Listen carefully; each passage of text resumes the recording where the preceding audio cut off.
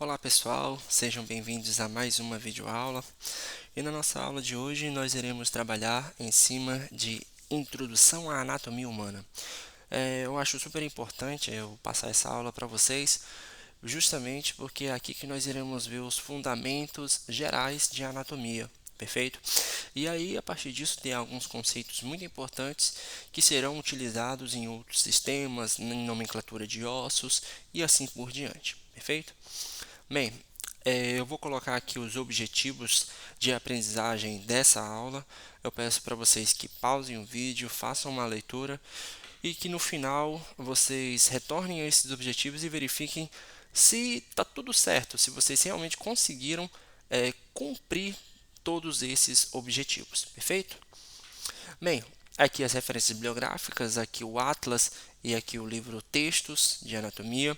Especificamente para essa aula eu utilizo muito o livro-texto, porque é no livro-texto que vai aparecer basicamente a explicação de cada termo, a explicação sobre algumas coisas que eu irei colocar, fatos que normalmente não aparecem em livro Atlas.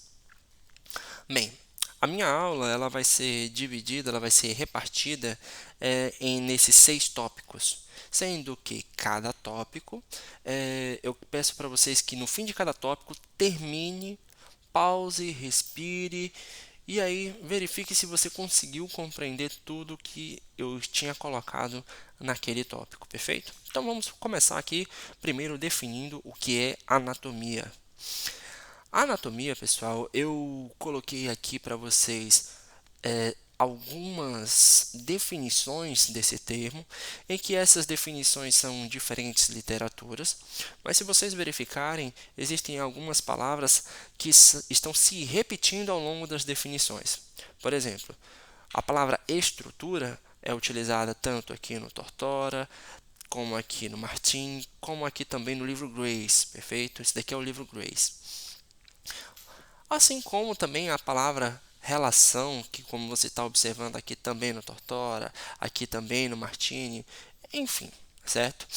De uma forma geral, gente, a anatomia ela vai ser a ciência que irá estudar a estrutura do corpo, certo?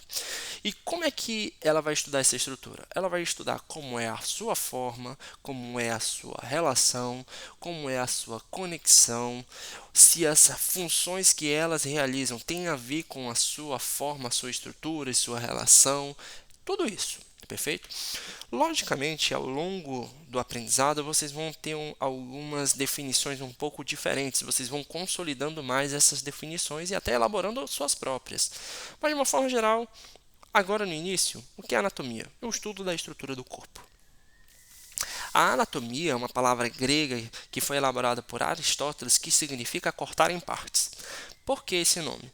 Porque cortar em partes, né, era como se realizava a anatomia por meio do método da dissecação. Então, como eu vou realizar a dissecação, eu preciso cortar aquele indivíduo. A partir disso veio o nome anatomia. Para quem não sabe o que é dissecação é um ato de cortar ordenadamente algo. Se eu quero estudar anatomia humana, logicamente eu vou dissecar um cadáver, perfeito? Mas para que eu preciso dissecar? Porque quando eu vou realizar a dissecação, eu começo a estudar a disposição das estruturas, como é que elas se relacionam, como é que elas se comunicam e assim sucessivamente, perfeito? Então, a anatomia advém de um radical grego que significa cortar em partes. Qual a importância de se estudar a anatomia humana? Aí vem uma indagação que eu até peço para vocês encarecidamente realizarem qualquer tipo de disciplina que você está estudando. Por exemplo, eu estou estudando bioquímica.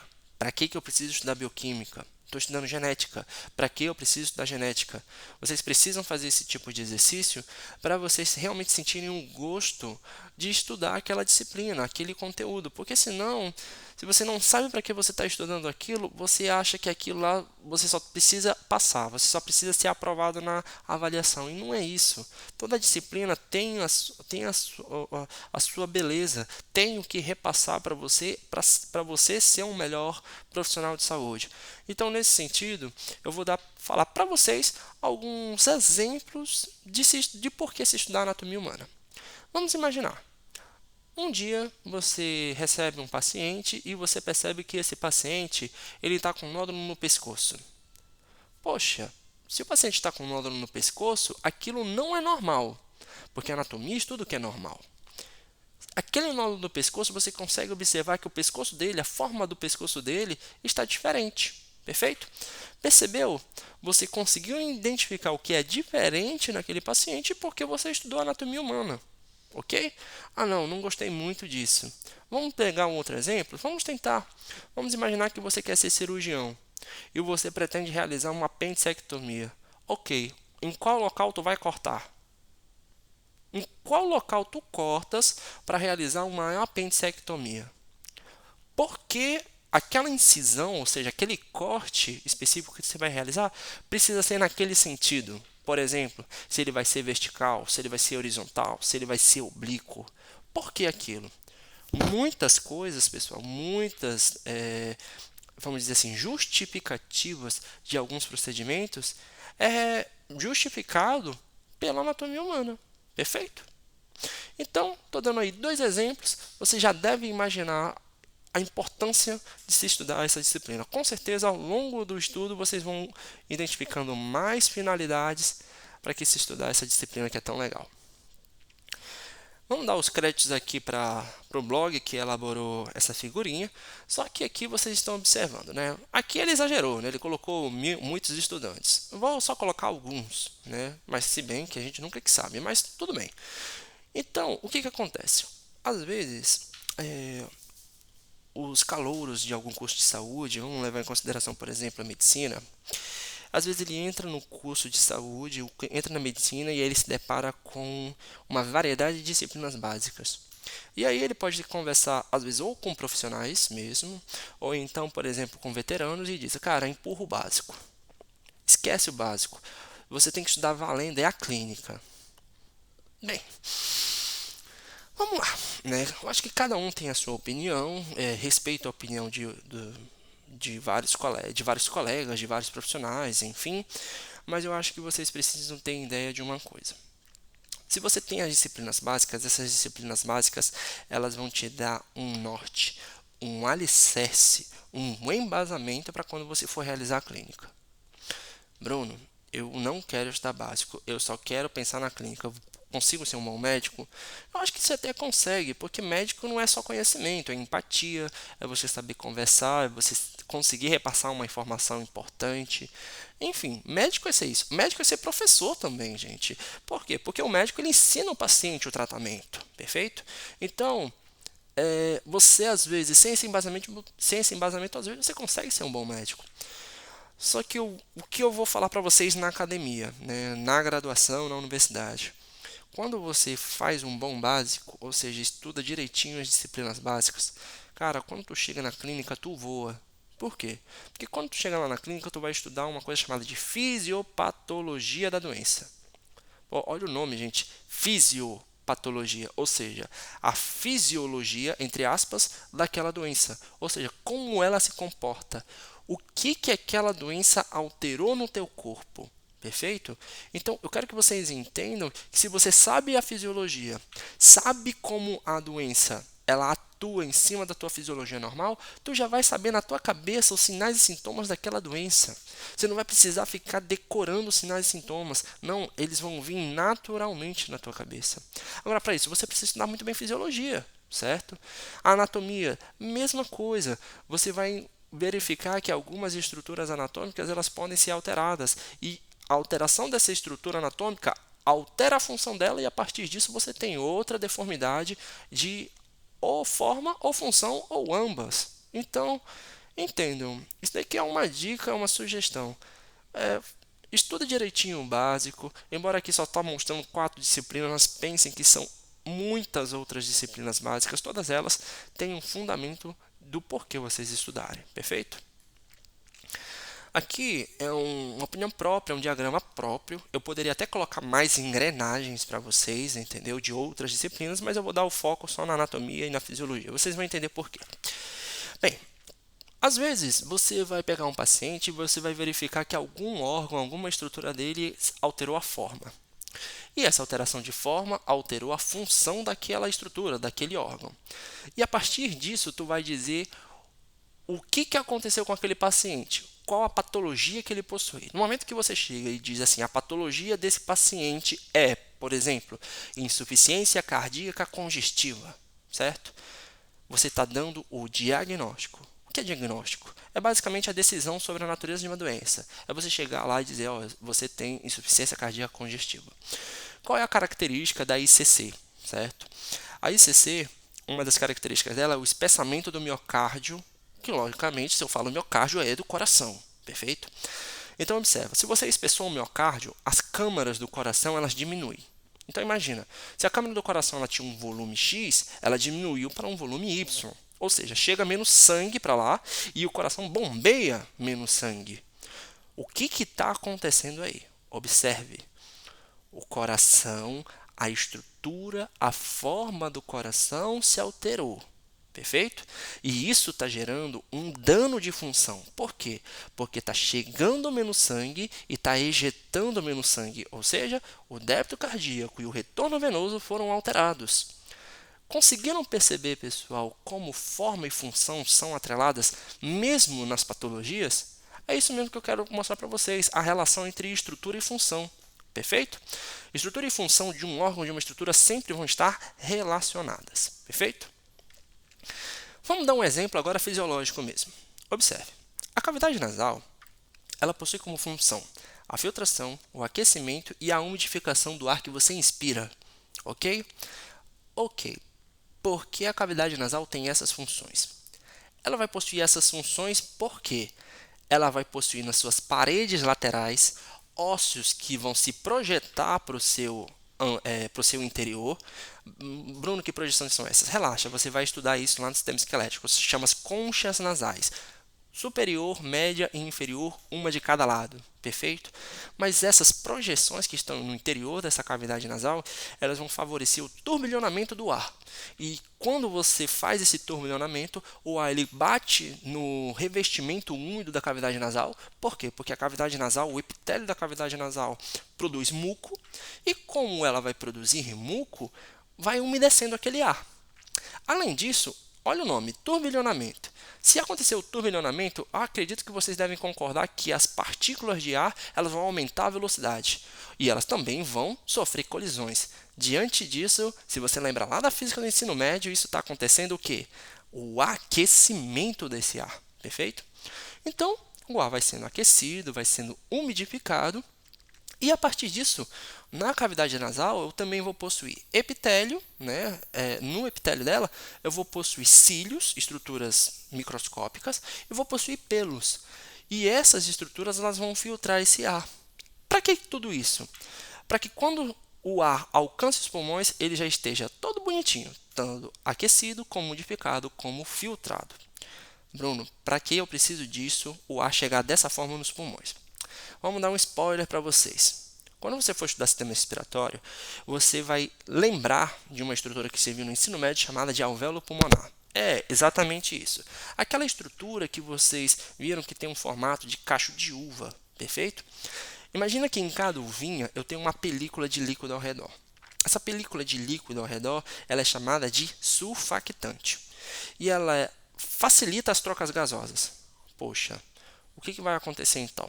Se eu sou um paciente que respira pela boca ou um paciente traqueostomizado, o ar que alcança os pulmões, ele vai chegar frio e vai chegar seco. O que pode acontecer com esse surfactante? Secar, perfeito? E se esse surfactante seca, o que vai acontecer? As trocas gasosas elas vão ser prejudicadas. Conseguiram observar por que a importância de você respirar pelo nariz, você ter uma respiração nasal? Espero que vocês tenham entendido com esse outro exemplo também a finalidade de estrutura e função. A forma de uma determinada estrutura, de um determinado órgão, está relacionada com a sua função.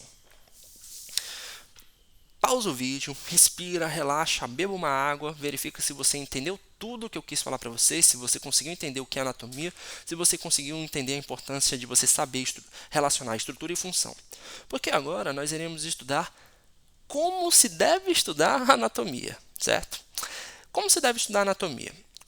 Primeiro, você tem duas perspectivas. Essas perspectivas são colocadas em alguns livros, mas de uma forma geral ela já está sendo diferente atualmente. Você pode estudar anatomia de forma microscópica ou macroscópica. O que é microscópico? Microscópico é quando você não enxerga olho nu, ou seja, você necessita de um equipamento para isso. E macroscópica é quando você consegue enxergar olho nu. Bruno, quais as ciências que estuda anatomia de forma microscópica? É isso que você está pensando, é a histologia e a citologia. Peraí, essas duas ciências faziam parte da anatomia? Sim. Só que elas cresceram tanto que hoje nós estudamos na academia de uma forma diferenciada, como se fosse no método tradicional, em disciplinas diferenciadas da anatomia. Mas elas não deixam de ser ciências relacionadas com a anatomia. E aí a anatomia mesmo, ela ficou mais voltada com a parte que você consegue enxergar a olho nu. E aí essas subespecialidades, nós temos todas essas listadas e vamos falar mais localmente cada uma delas. Primeiro, anatomia de superfície. Bruno, o que é anatomia de superfície? Vamos lá. A anatomia de superfície ela vai estudar pontos de referências anatômicos na superfície do corpo e isso irá ajudar você a compreender a anatomia interna por meio do exame físico.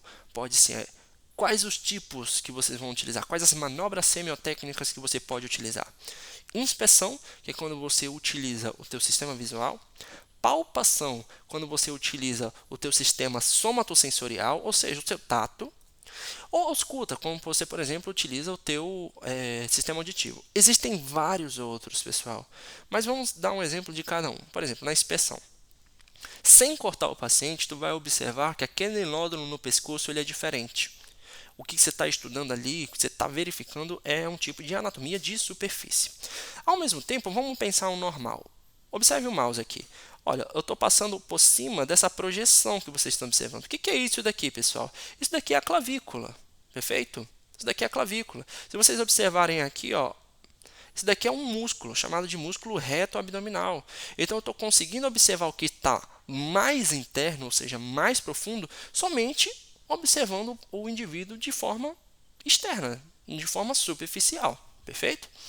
A palpação, normalmente você quer verificar como é que se comporta, como é que está, por exemplo, algum órgão específico, aí você realiza palpação, certo?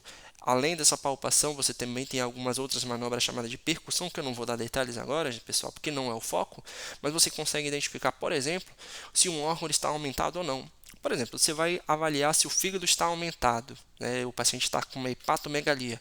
Aí você realiza procedimentos específicos e a partir desses procedimentos, que nós chamamos de manobras semiotécnicas, você verifica se o fígado está aumentado ou não, certo? A ausculta. Na ausculta você vai utilizar o famoso estetoscópio para você observar, por exemplo, as bolhas cardíacas das válvulas cardíacas. Perfeito?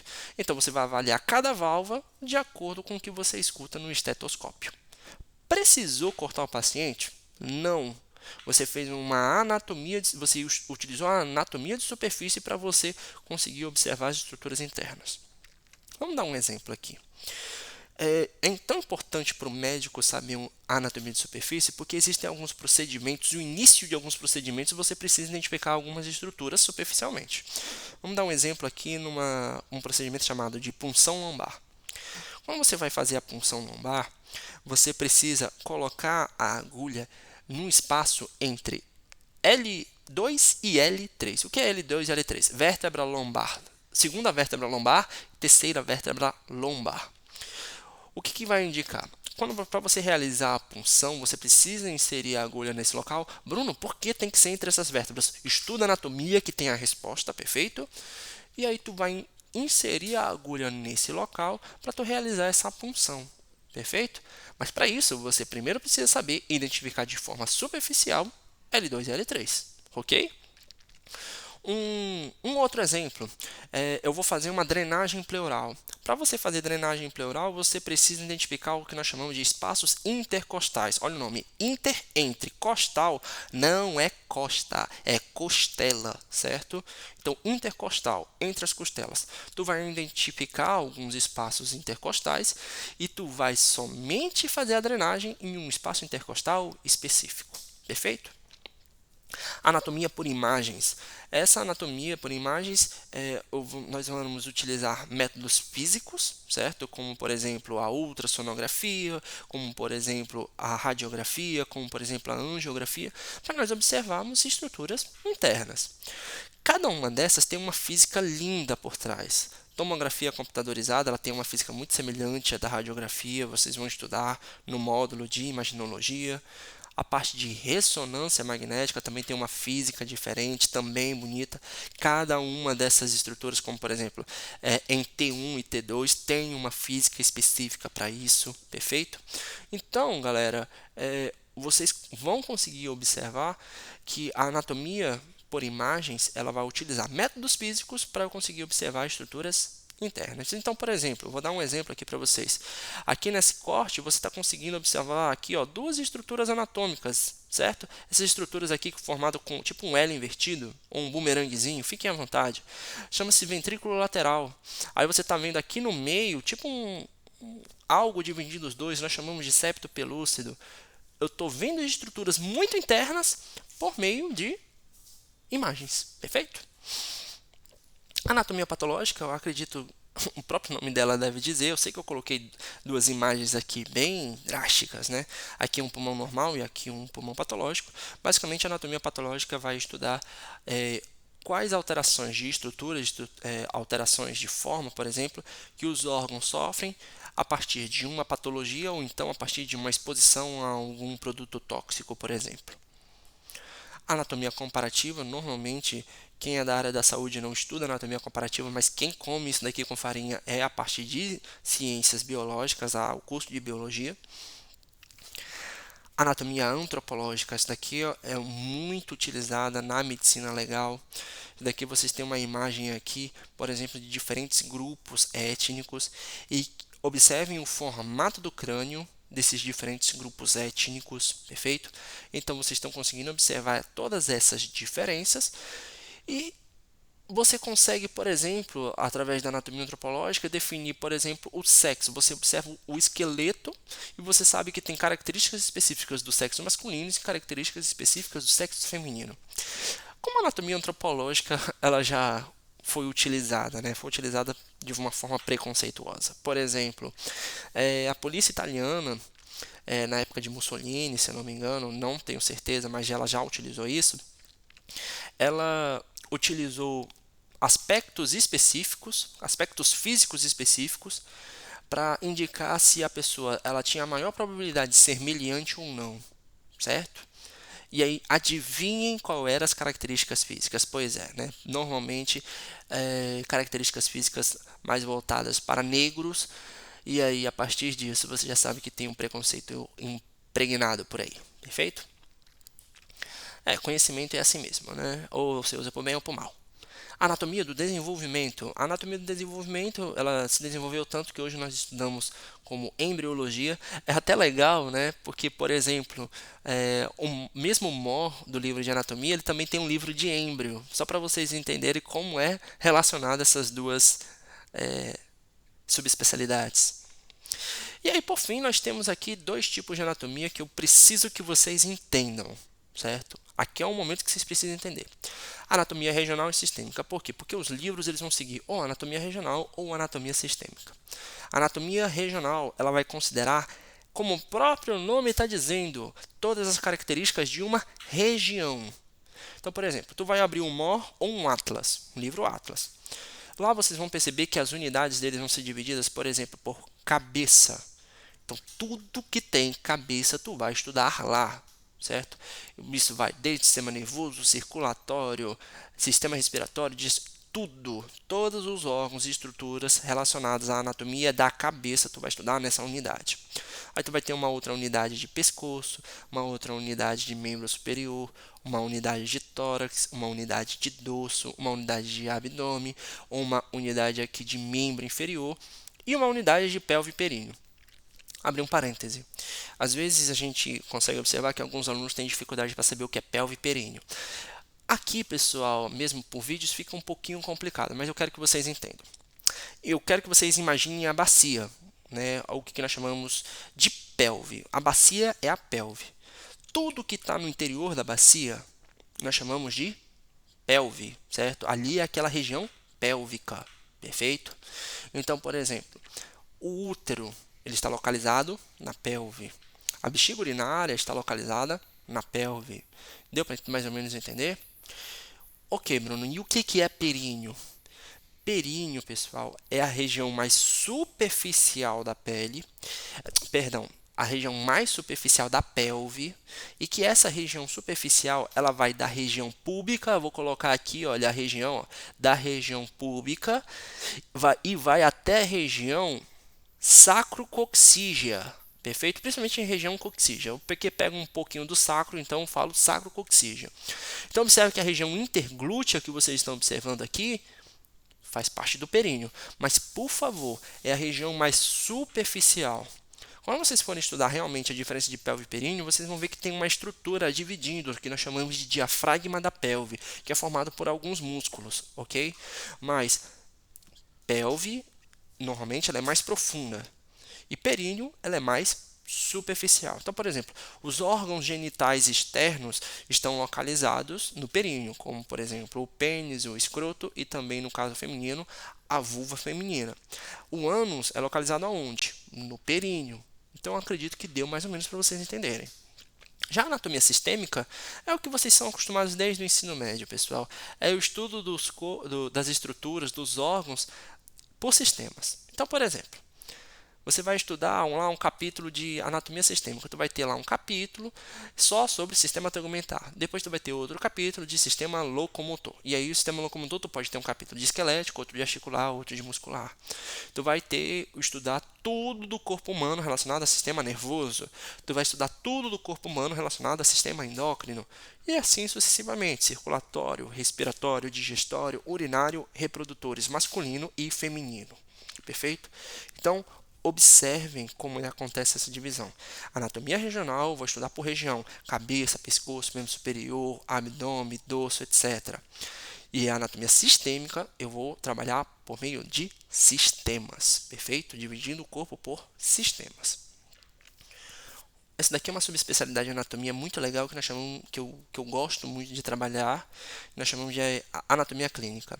Ela vai enfatizar principalmente aspectos de estrutura e função do corpo que são importantes para a prática clínica, ou na medicina, na odonto, na terapia ocupacional, na fisioterapia, enfim, perfeito? Vamos dar um exemplo aqui.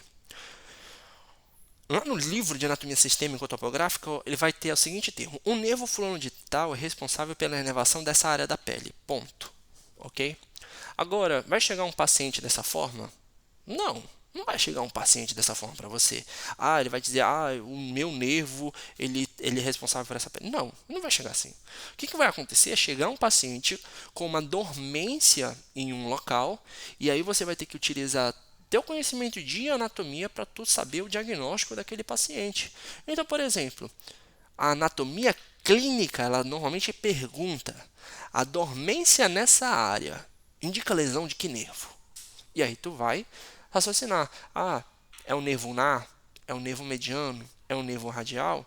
E assim sucessivamente, perfeito? Então, a anatomia clínica sempre te dá um caso, um problema, e a partir disso você resolve utilizando seus conhecimentos de anatomia.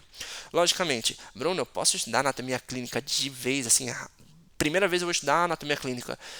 Eu não sei, eu acho que eu não estudei dessa forma. Normalmente a gente estuda primeiro anatomia sistêmica ou topográfica e depois que a gente vai para anatomia clínica, né? Eu ainda dou até mais um outro parêntese. Eu sempre digo que eu acho que para quem nunca estudou anatomia, está iniciando agora a graduação, o ideal é começar com a anatomia sistêmica e depois dar um passo para frente e vai estudar anatomia topográfica. Bem, pessoal, eu quero que vocês parem, verifiquem, ver se vocês conseguiram entender todas as subespecialidades da anatomia. E aí, pessoal, o nosso próximo conceito, o nosso próximo tópico serão conceitos anatômicos de variação, perfeito? Eu vou fazer um próximo vídeo, vou dar uma pausa e aí depois a gente continua, beleza?